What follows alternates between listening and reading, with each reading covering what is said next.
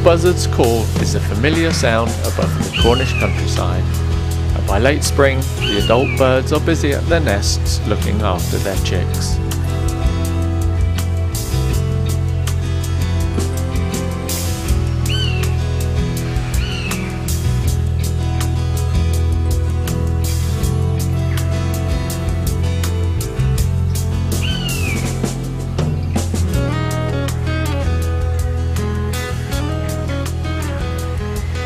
After incubating for approximately 5 weeks, these 2 chicks have hatched in the same order as they were laid, with a period of 2 days between each of them.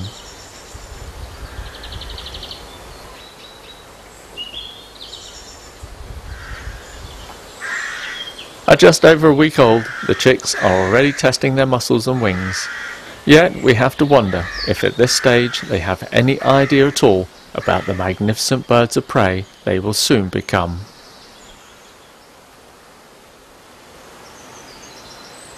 Even at this early stage, the chicks have very good vision and are fully aware of their surroundings.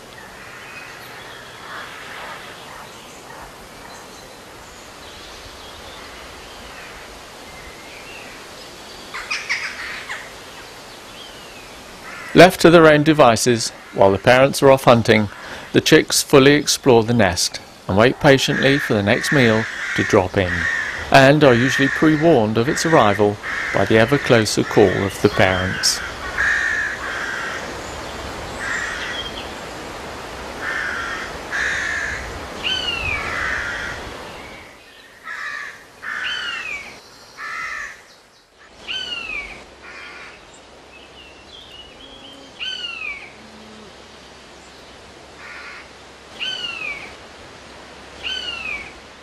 The buzzard is the most common of Britain's larger birds of prey, and although they are strong and have formidable talons and beak, they are nevertheless nervous when on land, and will leave their nest if at all worried.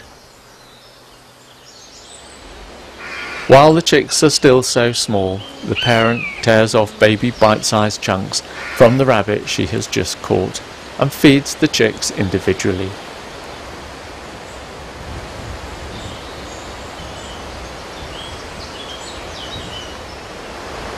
The common buzzard is an opportunistic predator, surviving on a purely carnivorous diet, but although a top predator, they will occasionally eat carrion when times are lean.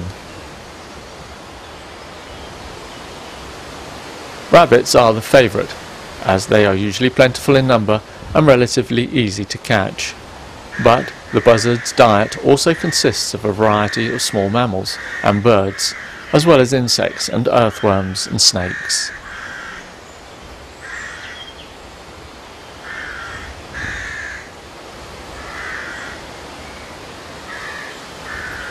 Although a relatively common bird today, in the 19th century they were shot in large numbers by gamekeepers, and by the early 1900s they had disappeared from many parts of Britain.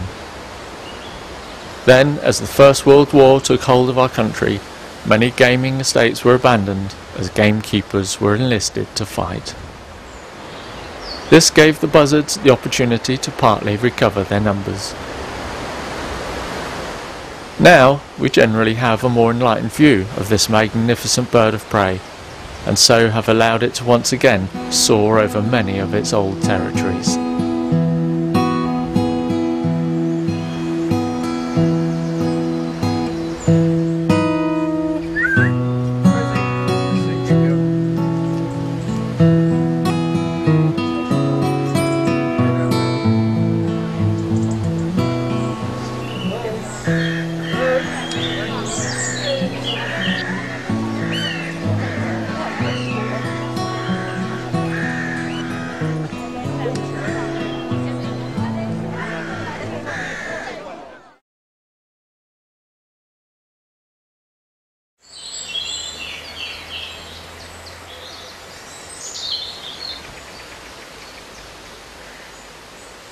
Now the first semblance of real feathers are starting to take shape, and the fast-growing chicks are beginning to feel for the first time the breeze in their outstretched wings.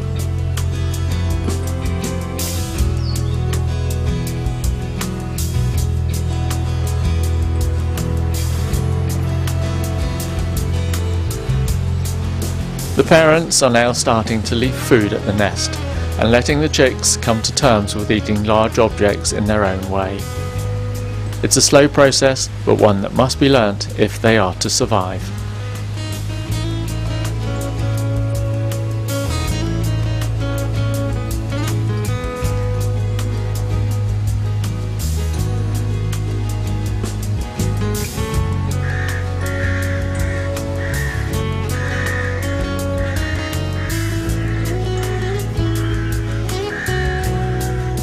It's interesting to see that even birds of prey can get constipated, and that all the effort in the world isn't going to produce results.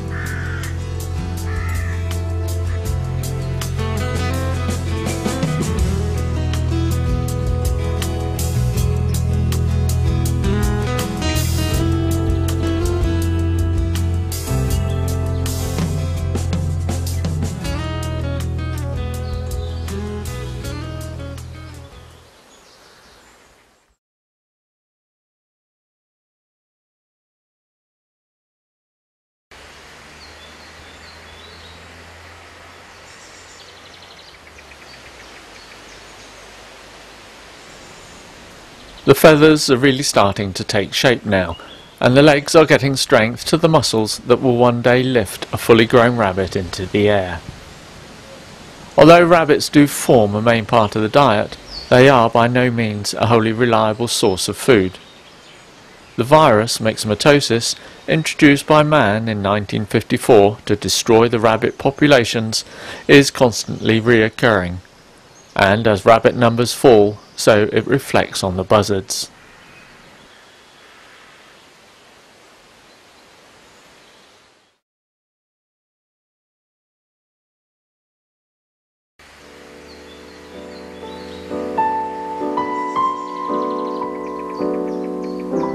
The large nest is slowly becoming smaller in relative size to the now fast-growing chicks, but sharing is something they both seem to do well.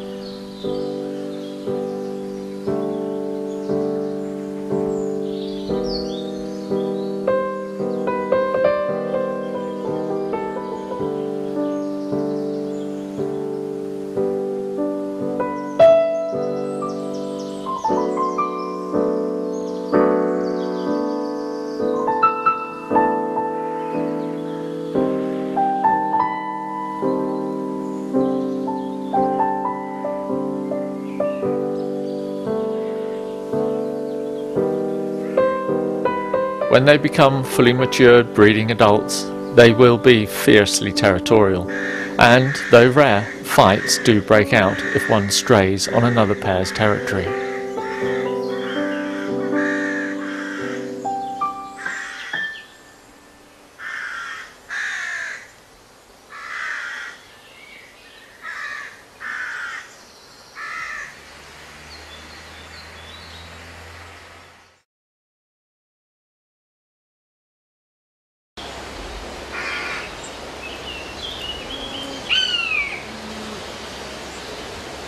Although buzzards mate for life, they are generally solitary animals, hunting and feeding alone, coming together only for the breeding time of year.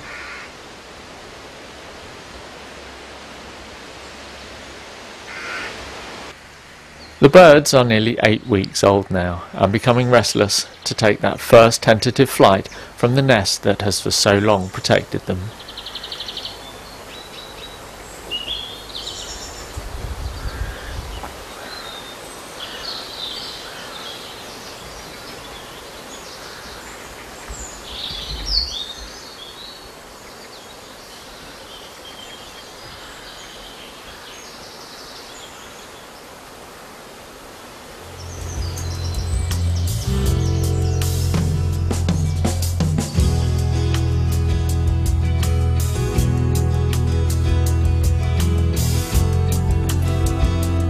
Life ahead for these two is not going to be an easy one. 3/4 of young buzzards die, mostly from starvation, before they mature at 3 years old. Generally, for those who make it beyond that, they may have an average lifespan of 8 years, although the oldest wild buzzard known was 25 years old.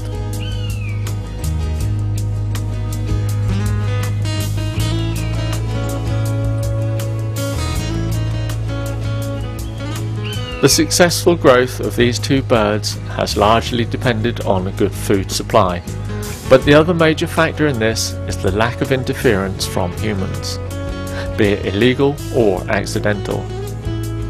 Human interference causes up to half of all nest failures. Buzzards became a protected species in Britain around 50 years ago, and at the moment are doing well, with around 40,000 breeding pairs throughout the country.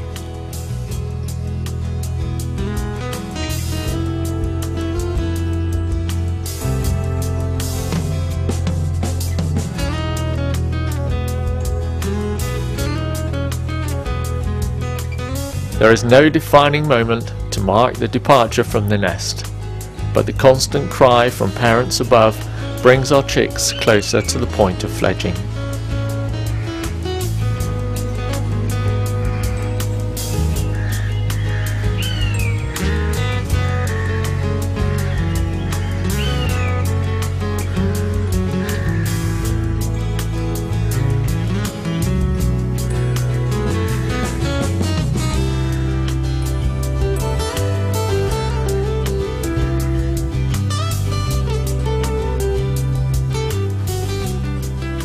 There are a few moments of looking around, and then suddenly they're gone.